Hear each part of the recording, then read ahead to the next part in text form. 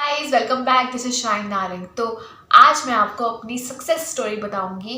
वो success story जो कि आपने टाइटल में देख ही ली होगी कि क्या सक्सेस स्टोरी है। हाँ, मैं बीकॉम ऑनर्स में ग्रेजुएट हो गई हूँ with 76% marks and I am very happy with this. तो मैं आपको अपनी सक्सेस स्टोरी बताती हूँ कि मेरी सक्सेस स्टोरी क्या है, मैंने कैसे मैनिफेस्ट किया अपने एग्जाम्स को, कैसे मैनिफेस्ट किया अपनी स्टडी को और मैं पास हुई। सबसे पहले मैं आपको अपना विज़न चार्ट दिखाना चाहती हूँ। बोर्ड नहीं कह सकती इसे मैं, विज़न बोर्ड, लेकिन मैंने एक चार्ट में दीवार पर लिख लगाया था, चार्ट पे लिख के।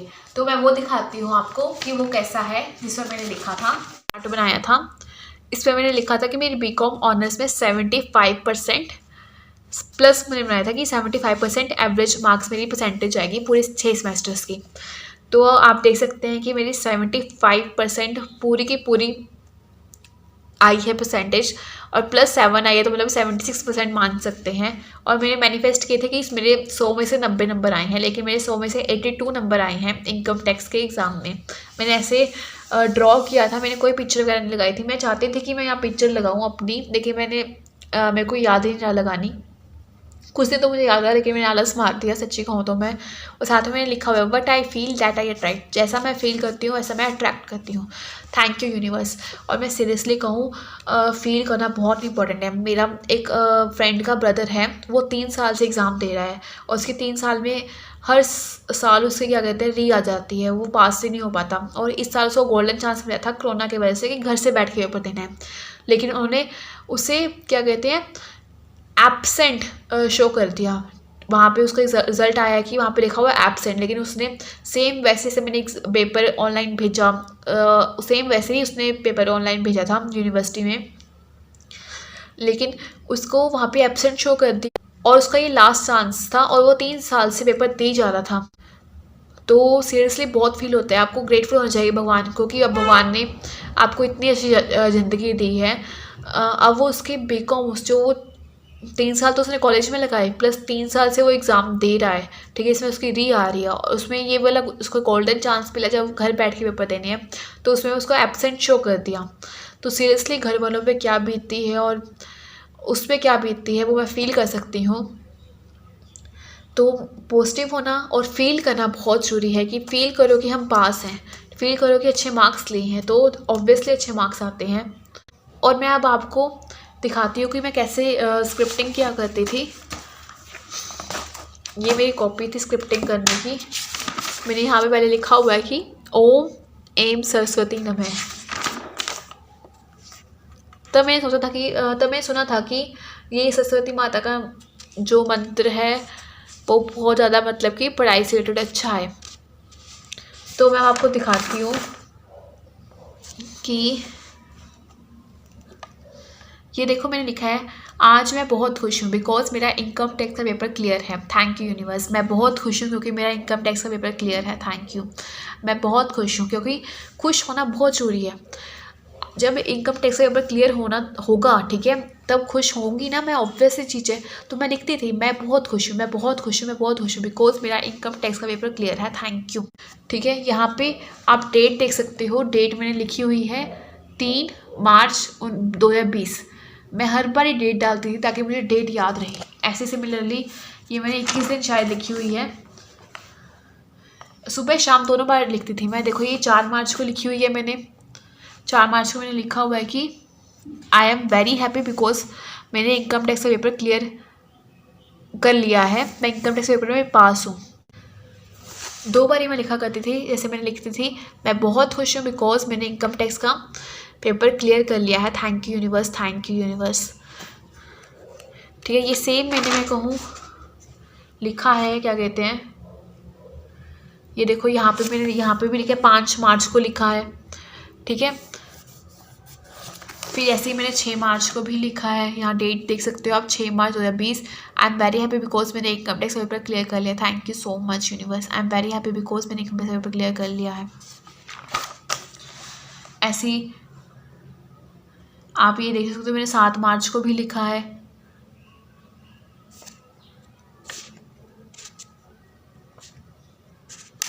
और मैंने देखो मार्क्स भी लिखे हैं, 100 में से 90 नंबर, लेकिन मेरे 82 नंबर आए हैं। 82 मार्क्स आए हैं, ठीक है। ये देखो मैंने थोड़ी वर्डिंग चेंज कर ली थी। मैंने इनकम टैक्स का पेपर क्लियर कर लिया है and it's make me so much great and thank you so much universe, ठीक है, कि मैं बहुत ज़्यादा ग्रेट बन चुकी हूँ पेपर क्लियर करके, कि मैंने क्लियर कर लिया है।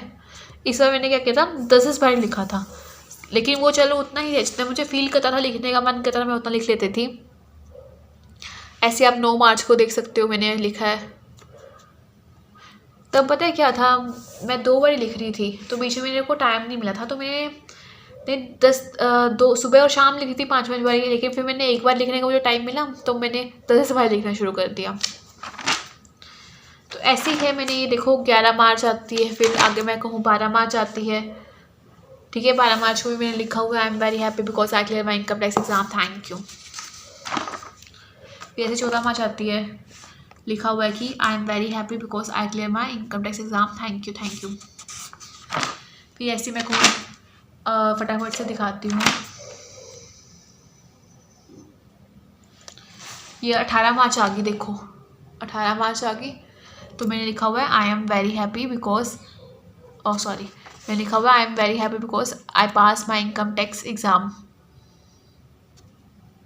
I M excellent, I am fantastic, I am fabulous, I am cool. देख सकते हो ना ये चीज़ें आप। तो होप यू गाइस अंडरस्टैंड। ये मैंने 21 दिन पूरा प्रोसेस स्टार्ट किया था, फॉलो किया था कि 21 दिन मैं पूरा लिखूंगी। अब मैंने बाद में डेट लिखने में भूल गई थी मैं, ये लिखा है 23 मार्च को, मैंने देखो लिखा हुआ है 3 मार्च को शुरू किया, 23 मार्च को आई थिंक 21 दिन पूरे नहीं हुए थे, 20 दिन हो गए थे ना शायद। देखो ये आई एम वेरी हैप्पी बिकॉज मैंने इनकम टैक्स पेपर क्लियर कर लिया है, लेकिन ये वाली देखो विश भी पूरी होनी रहती है, इसके लिए मुझे पढ़ना पड़ेगा, मैं पढ़ती नहीं हूँ।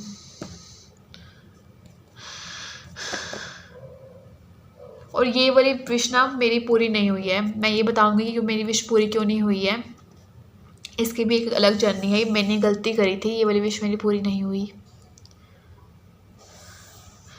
ये वाली मेरी पूरी हो चुकी है। I am very happy, thank you so much.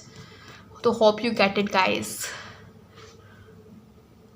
अगर आपने मेरी लॉ ऑफ अट्रैक्शन की जर्नी के बारे में सुना है, ठीक है, अगर वो वीडियो देखी है तो ऑब्वियसली आपने मेरी पूरी जर्नी जानते होगी कि जो लॉ ऑफ अट्रैक्शन में जर्नी क्या थी। तो मैं यहीं से स्टार्ट करती हूँ, थोड़ा सा बताऊंगी आपको, बाकी आपको लिंक मिल जाएगा वीडियो का डिस्क्रिप्शन बॉक्स में, ताकि आप मेरी लॉ ऑफ अट्रैक्शन की जर्नी के बारे में जान सकें। तो सबसे पहले आपको पता है कि मैंने बीकॉम अपनी क्लियर कर ली थी मई 2019 में, ठीक है, लेकिन मेरे जैसे 5 सेमेस्टर पूरे क्लियर थे और 5 सेमेस्टर में मेरे मार्क्स भी अच्छे थे, ठीक है, लेकिन 6 सेमेस्टर में मेरे सारे सेमेस्टर में मार्क्स अच्छे थे, लेकिन एक सब्जेक्ट में मेरे मार्क्स बिल्कुल उन्होंने कम दिए, 8 नंबर दिए थे, ऐसे नंबर दिए थे, जिससे मैं बहुत ज़्यादा डिस्टर्ब हो गई थी अपनी लाइफ में, क्योंकि मेरी लाइफ में फर्स्ट टाइम हुआ था, क्योंकि मैं किसी सब्जेक्ट में फेल हुई थी। और जैसे ही मेरे को पता चला था कि मेरी री आ गई, कंपार्टमेंट आ गई है, तो मैं इतना रोई थी, मैंने हर एक पॉसिबल एफर्ट किया था, इवन कि मैं पंडितों के पास भी गई थी, मैंने आपको बताया हुआ है, मैंने टैरो रीडिंग करी, मैंने ऑनलाइन पंडित जितने होते हैं उनसे मैंने बात करी, आप समझ सकते हो, क्योंकि मैं इतना डिस्टर्ब हो चुकी थी उस वक्त। फिर मुझे बाद में वहाँ पे लॉ ऑफ अट्रैक्शन के बारे में पता चलता है, धीरे धीरे ये टैरो रीडिंग, ये पंडित वगैरह चले जाते हैं लाइफ से। ये मैंने आपको पूरी एक स्टोरी बता रखी है। अब मैं आपको बताती हूँ कि मैंने कैसे मैनिफेस्ट किया अपने एग्ज़ाम। आप सबको पता होता है बहुत सारी यूनिवर्सिटीज़ कॉलेजेस में होता है कि एग्ज़ाम ना अगर आपकी री आई है 2-3 महीने बाद हो जाते हैं, ताकि एक बंदे का एक पूरा साल ख़राब ना हो। लेकिन मैं कुरुक्षेत्र यूनिवर्सिटी से मैंने पढ़ा हुआ है, बीकॉम ऑनर्स की है, तो यहाँ पे ये होता है कि 1 साल बाद ही एग्ज़ाम होंगे। अगर जैसे कि पिछले साल मेरे अप्रैल में एग्ज़ाम हुए थे, मई में मेरा रिजल्ट आ गया था, तो इसमें भी यही था कि अप्रैल 2019 में एग्ज़ाम हुए थे, अब अप्रैल 2020 में एग्ज़ाम होने थे।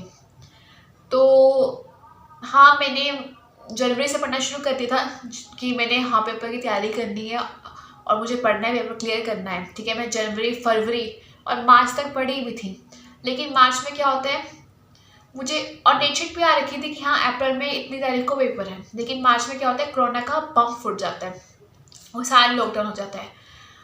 तो जब लॉकडाउन होता है तो थोड़ी सी डिस्टर्बेंस आ जाती है कि अब पेपर तो होगा नहीं, कैसे होगा, क्या होगा एग्ज़ाम में, थोड़ी सी और टेंशन लेवल आ जाता है। मेरी लाइफ में। इससे पहले मैं जनवरी, फरवरी, मार्च में जब तैयारी करी थी एग्ज़ाम्स की, तो मैं डेली मैनिफेस्ट करती होती थी, डेली विजुलाइज़ करती थी। मैं विजुलाइज़ करती थी एग्ज़ाम का पूरा प्रोसेस। मुझसे लोग कमेंट में पूछ रहे थे कि पूरा प्रोसेस एग्ज़ाम का विजुलाइज़ करना चाहिए या फिर रिजल्ट विजुलाइज़ करना चाहिए। देखो, जब आप विजुलाइजेशन में बैठते हो तो पूरा एग्ज़ाम का विजुलाइज़ करो। मैं इवन ये भी विजुलाइज़ करती थी कि मैं घर से निकली हूँ, घर से निकल के मैं सेंटर में पहुँची हूँ पेपर देने, और वहाँ पे पेपर मेरे पास आया है, पेपर बहुत ईजी आया है। स्पेशली मैं विजुलाइज़ करती थी कि पेपर ईजी है, ठीक है। और मैं ये भी विजुलाइज़ करती थी कि जो क्लास की टीचर है वो बहुत ज़्यादा कोऑपरेटिव है, कि बहुत ज़्यादा मतलब कि ईज़िली हमारा बॉन्डिंग अच्छी है, ठीक है। वो ऐसे बच्चों को डाँट नहीं रही है, हल्का सा बच्चे ने दे दो तो वो कर लिया, ऐसे नहीं डाँट रही है। और जो मेरे साथ बच्चे बैठे हैं वो भी बहुत कोऑपरेटिव बैठे हैं, कि अगर मैं उनसे कुछ आंसर पूछना चाहती हूँ, बिकॉज इनकम टैक्स का पेपर है ना, इनकम टैक्स में आप समझ सकते हो कितने मुश्किल क्वेश्चन होंगे। अब टैक्स का पेपर है तो मैं प्रैक्टिकल होते हैं, तो मेरे को ये भी था कि मैं उनसे आंसर पूछ सकती हूँ, अगर मुझे किसी चीज़ में कोई होता है तो, ठीक है। वो मुझे ईजिली आंसर बता सकते हैं, वो मेरी हेल्प कर सकते हैं आंसर बताने में। और मैं ये भी विजुलाइज़ करती हूँ कि पहले मैं बड़े क्वेश्चन कर रही हूँ, फिर बाद में मैं छोटे क्वेश्चन कर रही हूँ, फिर उसके बाद मैं एग्ज़ाम देके घर आ गई हूँ, फिर मैंने उसके बाद रिजल्ट भी विजुलाइज़ करती हूँ कि 1 महीने बाद मेरा रिजल्ट आया है और मेरा रिजल्ट इतना आया है। मैंने ये पूरा प्रोसेस विजुलाइज़ किया था। और आई थिंक अगर आप ये करने बैठोगे तो आपको मेरे ख्याल से 5 से 7 मिनट ही लगेंगे, ठीक है। अगर आप कोई स्टेप भूलते हो, आपको लगता है कि मैंने यहाँ से स्किप कर दिया, इवन कि मैंने तैयारी भी विजुलाइज़ की थी कि मैं तैयारी कर रही हूँ, मेरा ये चैप्टर कवर हो गया, या मेरा ये चैप्टर कवर हो गया, मेरा ये चैप्टर भी कवर हो गया। तो अगर आप ऐसे विजुलाइज़ करते हो डिटेल में, ठीक है, अगर आप पीछे स्टेप भूलते हो तो 5 से 6 मिनट की पूरी पहले लिख के रिकॉर्ड कर लो, रिकॉर्ड करके कानों में हेडफोन लगा लो, फिर उसे विजुलाइज़ करो। फिर कुछ टाइम बाद आपको 20-21 दिन बाद आपको याद हो जाएगी पूरी पूरी रिकॉर्डिंग, जो भी आपने लिख के अपनी आवाज़ में सुनी होगी, ठीक है। वो अपना करके फिर उसके बाद नॉर्मल आप विजुलाइज़ कर सकते हो बिना रिकॉर्डिंग के। तो मेरे, जैसे मैंने आपको बताया, मेरे 5 सेम तो क्लियर थे, बिल्कुल किसी में भी कोई कंपार्टमेंट नहीं थे। इवन कि मैंने 9th 10th 11th 12th मैंने किसी भी सब्जेक्ट में ट्यूशन नहीं रखी थी, मैं स्कूल टाइम में थी। और मैं कहूँ, मैंने ग्रेजुएशन के 5 सेमेस्टर क्लियर करे, मैंने किसी में भी कोई ट्यूशन नहीं रखी थी। 6 सेमेस्टर में जब मेरी कंपार्टमेंट आ गई एक सब्जेक्ट में, तो मुझे ट्यूशन भी रखनी पड़ी थी, क्योंकि मैं वो पढ़ाई से 1 साल, क्या कहते हैं, पूरा पूरा क्लियर, 1 साल मेरा पढ़ाई से गैप हो गया था, क्योंकि अप्रैल मई में रिजल्ट आया, मुझे पता चला कि मेरी कंपार्टमेंट है। मई से लेकर दिसंबर तक मेरा टाइम रोने धोने में निकला था। जब मेरा टाइम रोने धोने में निकला तो जनवरी में तैयारी भी तो करनी थी ना, क्योंकि अप्रैल में फिर पेपर थे। लेकिन जैसे मैं ये सब कुछ विजुलाइज कर रही थी, ठीक है, उसी टाइम कोरोना का बम फूट जाता है। पता चलता है कि कोरोना ने देश में हाहाकार मचा दी है, ठीक है। तो मार्च में सब कुछ लॉकडाउन होता है 22 मार्च को। तो होता है कि अब एग्ज़ाम का क्या होगा, अब एग्ज़ाम तो डिले ही होंगे। मन में आता है कि कहाँ मेरा 1 साल वेस्ट हो रहा था, मेरा 1.5 साल 2 साल वेस्ट हो जाएंगे। तो मन में यही चीज़ें आने लगी। फिर उसके बाद क्या होता है, मई जून तक यही होता है कि एक नई डिक्लेरेशन आ जाती है कि एग्ज़ाम होंगे ही नहीं। तो फिर दिल खुश हो जाता है कि वाह, एग्ज़ाम नहीं होंगे। फिर उन्होंने एक सिस्टम में निकाला था कि हम ऐसे ऐसे पिछले सेमेस्टर के बेस पे नंबर दे देंगे बच्चे को, कि उस बच्चे के इस बैग में इतने नंबर हैं, और पिछले 5 सेमेस्टर में उसकी एवरेज हम निकाल लिए, क्योंकि मेरी पिछले 5 सेमेस्टर में एवरेज 75% कुछ बन रही थी। मुझे था कि इस सेमेस्टर में मेरे नंबर आ जाएंगे 50-60 तक, मेरी 75% नंबर एवरेज बन नहीं रही है पिछले 5 सेमेस्टरों में। तो फिर यूजीसी की गाइडलाइंस आ जाती है, अब एग्ज़ाम होगा। तो फिर मैं शॉक में हो जाती थी, क्योंकि मेरे को फिर 3-4 महीने हो गए थे, क्योंकि पहले उन्होंने बोला कि अब एग्ज़ाम होंगे नहीं, तो बुक्स को रख दिया था। अब फिर अचानक बोलते कि एग्ज़ाम होंगे, अब फिर बुक्स खोलनी पड़नी थी। तो फिर स्ट्रेस लेवल हो गया। फिर मैंने यूनिवर्स को कहा, भगवान कुछ ऐसा सोर्स निकालना कि ईजिली पेपर हो जाए, अब पढ़ना ना पड़े, क्योंकि मैं पहले 3 महीने बहुत पढ़ चुकी थी। फिर वहाँ नोटिफिकेशन आता है कि एग्ज़ाम ऑनलाइन होंगे। तो था कि हाँ, ऑनलाइन होंगे, घर बैठ के एग्ज़ाम देने होंगे। अगर जिनके पास नेट सिस्टम नहीं है वो बाहर जाके भी एग्ज़ाम दे सकते हैं। तो फिर मन में था कि ऑनलाइन होंगे, ईजी है, ऑनलाइन तो बंदा घर बैठ के पेपर दे देगा आराम से एक पे। तो इतना मुझे ये नहीं था, इतना मुझे पढ़ाई नहीं करनी पड़ी। फिर उनकी इंस्ट्रक्शन आ गई ऑनलाइन होंगे, बट बीच में टीचर की कॉल आई और टीचर नज़र रखेगा, ठीक है, वीडियो कॉल के थ्रू टीचर नज़र रखेगा आप पे। फिर प्रॉब्लम में राइज हुई कि टीचर नजर रखेगा तो कैसे होगा कि ये घर बैठ के भी बंदा या तो टीचर को देखेगा या फिर कोई फिर करेगा। सामने बच्चे भी होंगे, ऑनलाइन होंगे, जूम में कह रहे थे एग्ज़ाम होंगे, जूम ऐप में एग्ज़ाम होंगे, ऐसे कुछ था कि क्वेश्चन पेपर आ जाएगा आपके मोबाइल में, आपको जूम वीडियो कॉल के थ्रू करना है। लेकिन फिर आसानी से एक चीज़ बनती है कि जिनकी री आई है, कंपार्टमेंट आई है, ये आता है कि वो अपना घर बैठ के एग्ज़ाम देंगे, उनको कोई कॉल नहीं आएगी टीचर की, उनका कोई कुछ नहीं आएगा, और वो एग्ज़ाम दे के सबमिट करवाएंगे कॉलेज में और ऑनलाइन ईमेल के थ्रू भेज भी देंगे एग्ज़ाम। तो ऐसे आ जाती है नोटिफिकेशन। क्योंकि मैं जब विजुलाइज़ करी थी ना, तो मैं कह रही थी कि एग्ज़ाम ईजी है, एग्ज़ाम में जब मैं बैठी हूँ तो सब मुझे सपोर्ट कर रहे हैं, मैं यही बोलती होती थी। तो मेरे जैसे फ्रेंड थे जो साथ में जिनकी री आई थी, तो उन्होंने मुझे सपोर्ट करा। और नो डाउट मैं जब विजुलाइज़ करती थी तो मैं क्लास को विजुलाइज़ कर रही थी कि क्लास में मैं बैठी हूँ, एक सीट है मेरी, लेकिन वो पूरा उल्टा हो गया विजुलाइज़ का कि मैं घर बैठ के एग्ज़ाम दे रही थी। और मैं बोलती थी कि टीचर मुझे सपोर्ट कर रहे हैं, ठीक है। तो टीचर ने सपोर्ट किस मीडियम से किया कि टीचर ने कॉल या फिर वीडियो कॉल ये चीज़ की ही नहीं, जो कि बाकी बच्चों को, रेगुलर वाले बच्चों को हो रही थी। उनकी टीचर जूम में बैठ के उन पर नज़र रख रही थी एग्ज़ाम देते हुए। तो ईज़िली था, मैंने एग्ज़ाम दिया। अब एग्ज़ाम तो मैंने दे दिया, लेकिन फिर एक प्रॉब्लम राइज़ होगी कि उस वक्त जब एग्ज़ाम जाना था, मतलब एग्ज़ाम मैंने ईमेल के थ्रू भेजना था, वो एग्ज़ाम जब मैंने ईमेल के थ्रू भेजना था तो उसमें टाइम था 1 बजे तक का। मैंने 12:30 तक एग्ज़ाम लिख लिया था पूरा का पूरा। ये आई थिंक सितंबर की बात है। मैंने पूरा एग्ज़ाम लिख लिया 12:30 बजे तक, 1 बजे तक टाइम था भेजने का। मैंने मोबाइल से पिक्चर्स क्लिक कर ली, पिक्चर्स क्लिक करके उनका PDF बना लिया, उनको स्कैन कर लिया, सब कुछ कर लिया। लेकिन बाद में क्या होता है, नेट की प्रॉब्लम आ जाती है। नेट तो मेरे पास था, लेकिन वहाँ उस वक्त इतने बच्चे लगे हुए थे भेजने में कि नेट का सर्वर डाउन हो रखा था। और एक ईमेल को इतना टाइम मेरा जा रहा था कि मैं बिल्कुल परेशान हो गई थी। भगवान मैं क्या करूँ, मेरे पास सिर्फ 5 मिनट बचे थे। 12:30 से लेके 1:45-50 तक टाइम हो गया था कि मेरी ईमेल सेंड ही नहीं हो रही थी। मैंने 2 बारी अलग अलग ईमेल आईडी से, अलग अलग इंटरनेट यूज़ करके, मम्मी के फ़ोन से, अपने फ़ोन से, कि मेरी एग्ज़ाम मेरा चल जाए सेंटर तक, क्योंकि 1 बजे तक लास्ट टाइम था कि 1 बजे आपको सबमिट करवाना है एग्ज़ाम। लेकिन ऐसा नहीं हुआ। तो फिर क्या होता है कि मेरे को अचानक से मेरे एक फ्रेंड का आ जाता है कि उसके पास वाईफाई है, ठीक है। मैं यूनिवर्स को, भगवान को बोल रही हूँ, भगवान कुछ तो कर दो, जल्दी से ईमेल भेज दो, मेरे पास सिर्फ 5 मिनट रह गए हैं। तो फिर मैं भगवान को बोलती हूँ, तभी मुझे याद आ जाता है कि उसके पास वाईफाई है। तो मैं उसको अपनी फटाफट से व्हाट्सएप के थ्रू PDF शेयर करती हूँ, रोल नंबर वगैरह लिख के कि ये रोल नंबर है, ये अपने ईमेल से भेज दे। उससे ईमेल फटाफट से चली जाती है, और लास्ट के 5 मिनट बचते जब उससे ईमेल चली जाती है, और मेरे फ़ोन से भी चली जाती है लास्ट के 1 मिनट में। तो मतलब कि 2 फ़ोन से चलेगी ईमेल लास्ट टाइम में, लास्ट 1 मिनट में मेरे को मेरी भी ईमेल चलेगी और उसकी भी लास्ट 5 मिनट में चलेगी मेरे एग्ज़ाम की।